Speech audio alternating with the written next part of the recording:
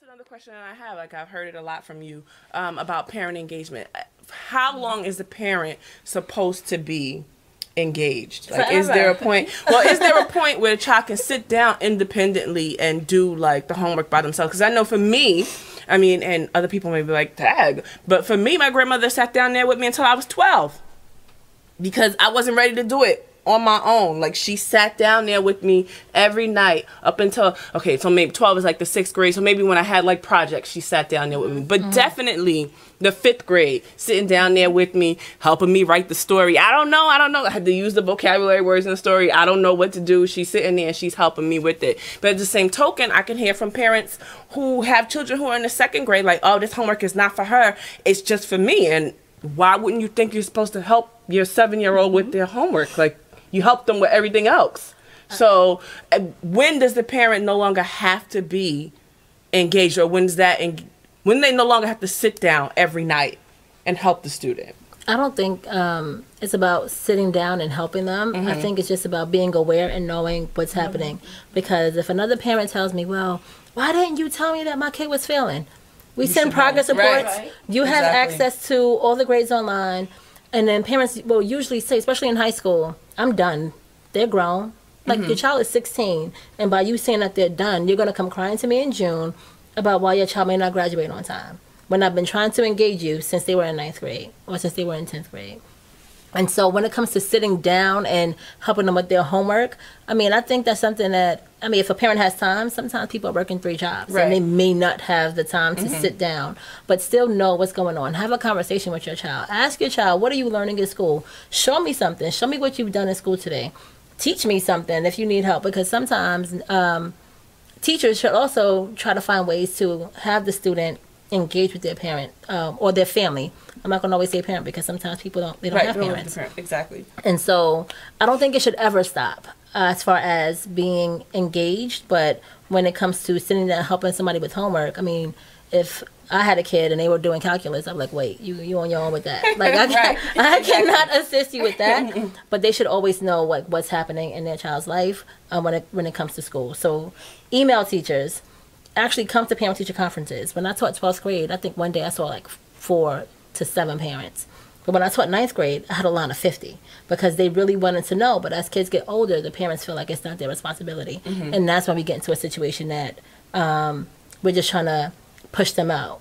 And then because in my particular instance, I'm at a transfer high school, many of my parents have just thrown up their hands. Like, they're just fed up. They don't want to hear anymore. And so when you have something where you want them to come in, even if we're talking about financial aid workshop, things of that nature, if I get 5 to 8 parents to come in, that is great, because the parents just they're not engaged at all. I think we have to understand that our generation of parents are parents who have not who may be parents who have not experienced success in school. Okay. Right? For one. So their experience is the experience of their child right now. So when you think about that child and you're like, what do you look like when you're an adult? Look at the parent for some of them, right? And that's sad. I'm not, no shade. No shade. But what I'm trying to say is that, so those parents, one, are embarrassed that they may not understand the work. They are intimidated by school because school for them was a place where they felt horrible about themselves and they knew that they were less than. And they just don't know what to do, right? I feel like the other situation is then you have some parents who are like too involved, but then you have parents who are culturally like, the teacher whatever the teacher says is the thing. So whatever the teacher says, whatever the teacher tells you to do, that's what you do, and the teacher teaches you. That's the teacher's job. And so we have this generation of people who don't even understand why they should engage with school, don't even understand how to engage with school, and who are afraid. to engage with school. Or I think also what goes on is that anytime you hear something from the school, it's because your child has done something negative.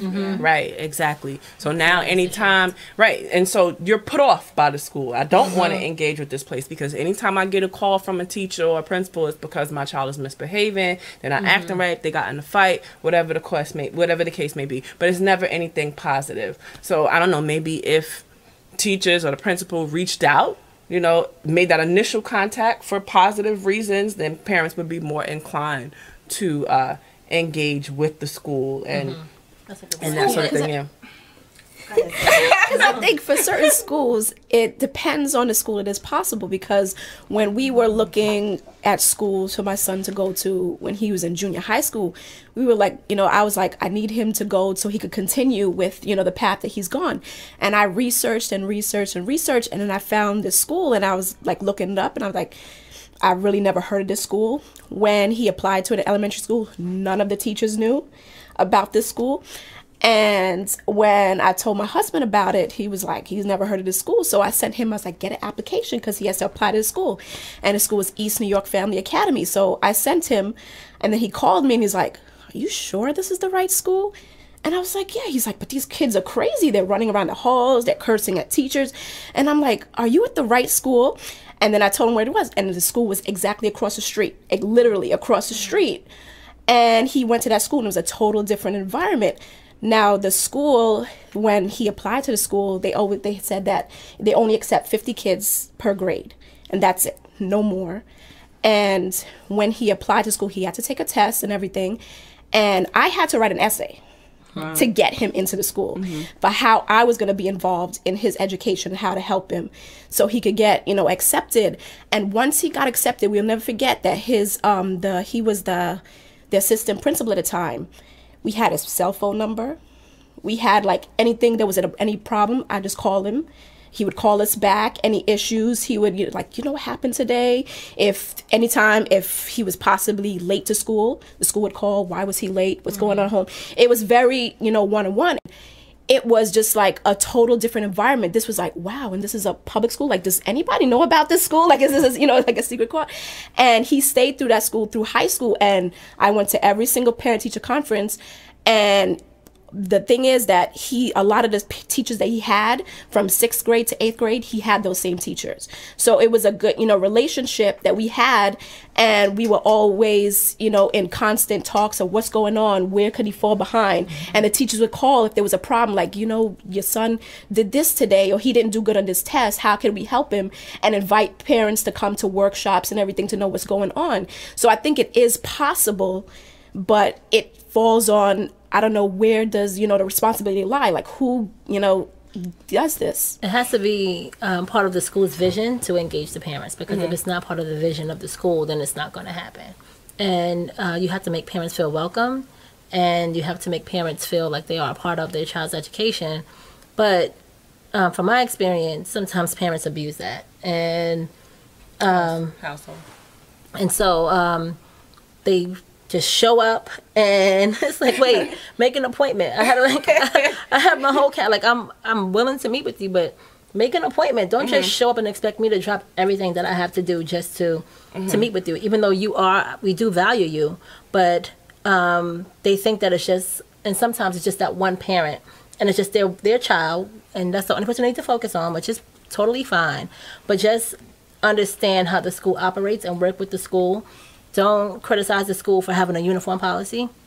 It's like, you knew what you signed up for. You knew what you signed up for. So don't call me on my phone 8:30 at night saying, well, why did my kid get detention because he wasn't in uniform? Because you have to, he needs to wear uniform. Well, I live so far away. How do you expect him to get to school by 8:15? But you knew where the school was. Right. And so I'm not going to accommodate you trying to make excuses for your child, because your child's not going to be successful in life. And so that's been, once parents stop trying to make excuses for their kid, oh, well, you know, the father's not there. Totally understand that sometimes that is very detrimental, but there are a lot of kids that are thriving in single parent homes. And so instead of making an excuse, let's figure out how we can work together. And instead of just blaming the school for everything. But the school should be open to parent feedback. Now with all these progress reports and things of that sort, and everybody get that green envelope, and they need to fill out the parent survey. That's important, and depending on, like I said before, the vision of the school. At my school, we take that very seriously. Like, we read through all of the data just to see, okay, where are parents not engaged and how can we improve that? Because we don't want them to feel like they're not a part of the school family. So it depends on the vision also. I agree. I think that I have a lot of feelings. I don't think that every school that says they want parents to be engaged really want parents to be engaged. Okay. And so I'm going to use Sandy's example. So when an application requires a parent to write an essay, you already weeded out the parents who are hella ghetto.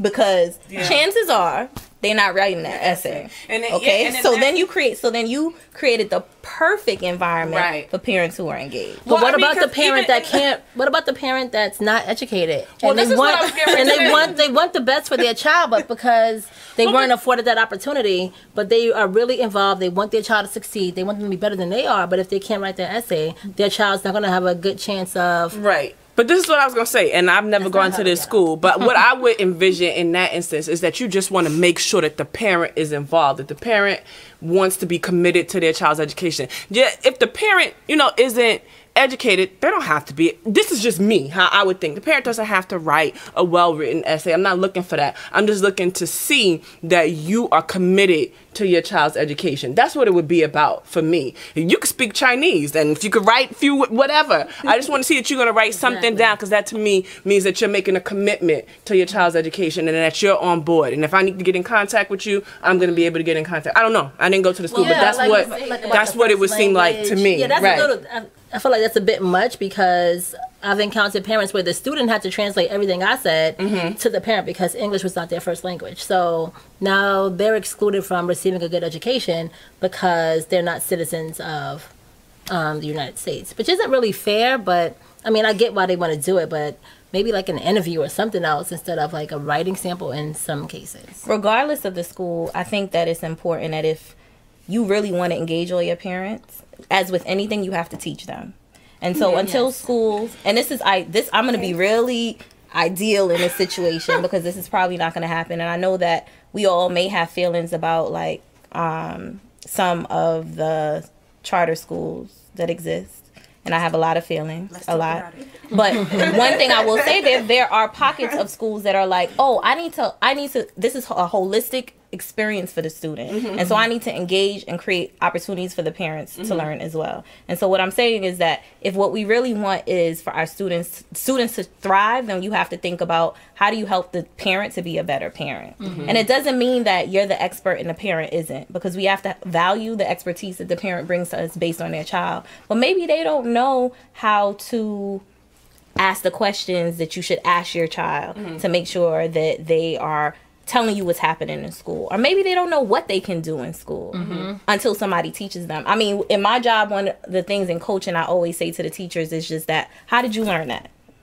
You don't know how you learned it. Right. And so because you don't know how you learned that thing, you think that you woke up and learned it and it becomes second nature. But what you don't realize is that somebody along the line, unbeknownst to you, taught you to do that thing that you want other kids to be able to do. And so a lot of times I think we forget that everything is learned behavior. And we make assumptions that because with age you should have certain skill sets.